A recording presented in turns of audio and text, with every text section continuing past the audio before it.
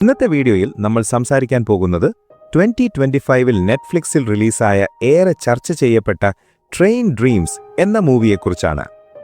Denis ജോൺസന്റെ പ്രശസ്തമായ ഒരു നോവലിനെ ബേസ് ചെയ്ത് ക്ലിന്റ് ബെന്റ്ലിയാണ് ഈ ചിത്രം ഡയറക്റ്റ് ചെയ്തിരിക്കുന്നത്.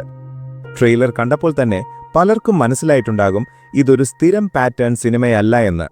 ഇതൊരു വിഷ്വൽ പോയട്രിയാണോ അതോ വെറുമൊരു സ്ലോ പേസ്ഡ് ഡ്രാമയാണോ? സ്പോയിലറുകൾ ഒന്നുമില്ലാതെ നമുക്ക് നോക്കാം. കഥയുടെ പ്ലോട്ട് വളരെ സിമ്പിളാണ്. 1900കളുടെ തുടക്കത്തിൽ അമേരിക്കൻ വെസ്റ്റിലെ കാടുകളിൽ ജോലി ചെയ്യുന്ന റോബർട്ട് ഗ്രേനിയർ എന്ന തൊഴിലാളിയുടെ ജീവിതമാണിത്. മാറിക്കൊണ്ടിരിക്കുന്ന ലോകവും പ്രകൃതിയും അതിനിടയിൽ പെട്ടുപോകുന്ന ഒരു മനുഷ്യന്റെ ഏകാന്തതയും. ഇതാണ് സിനിമയുടെ സോൾ. നമ്മുടെ ഹീറോയായി വരുന്നത് ജോയൽ എഡ്ജർട്ടനാണ്. കൂടെ ഫെലിസിറ്റി ജോൺസും പ്രധാന വേഷത്തിൽ എത്തുന്നുണ്ട്. ഇനി ഇതിന്റെ മേക്കിങ്ങിലേക്ക് വന്നാൽ ഇറ്റ്സ് പ്യുവർ ആർട്ട്. നമ്മൾ സാധാരണ കാണുന്ന പോലെ ഡയലോഗുകൾ കൊണ്ട് കഥ പറയുന്ന രീതിയല്ല ഇതിലെ സിനിമാറ്റോഗ്രാഫിയും സൗണ്ട് ഡിസൈനും ഒരു രക്ഷയുമില്ല.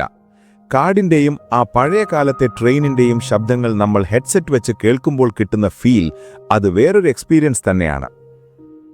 പെർഫോമൻസിന്റെ കാര്യത്തിൽ ജോയൽ എഡ്ജർട്ടൻ നമ്മളെ ശരിക്കും അത്ഭുതപ്പെടുത്തും.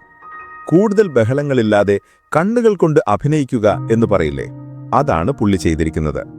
ആ മനുഷ്യൻ അനുഭവിക്കുന്ന പെയിൻ സ്ക്രീനിലൂടെ നമുക്കും ഫീൽ ചെയ്യും. ഇതൊരു ഹോണ്ടിംഗ് പെർഫോമൻസ് ആണെന്ന് തന്നെ പറയേണ്ടി വരും. ഇതൊരു നെറ്റ്ഫ്ലിക്സ് റിലീസ് ആയതുകൊണ്ട് തന്നെ നിങ്ങൾക്ക് വീട്ടിലിരുന്ന് സമാധാനമായി കാണാൻ പറ്റിയ പടമാണിത്.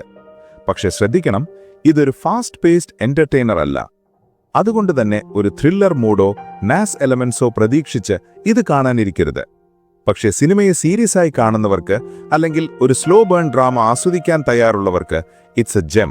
അപ്പോ ഇതൊരു മസ്റ്റ് വാച്ച് ആണോ എന്ന് ചോദിച്ചാൽ എന്റെ അഭിപ്രായത്തിൽ അതെ. നിങ്ങൾ ഈ സിനിമ കണ്ടോ?